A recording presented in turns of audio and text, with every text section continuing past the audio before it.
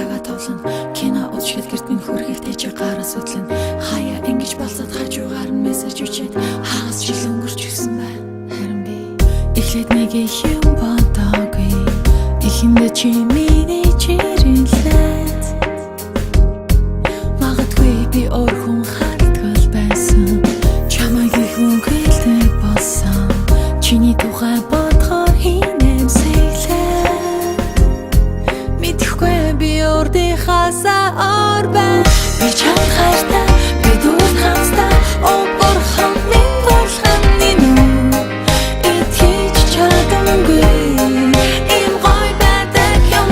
хайртай гэсэн үнэн гэсэн дуурасан гэт намайг золон усгийч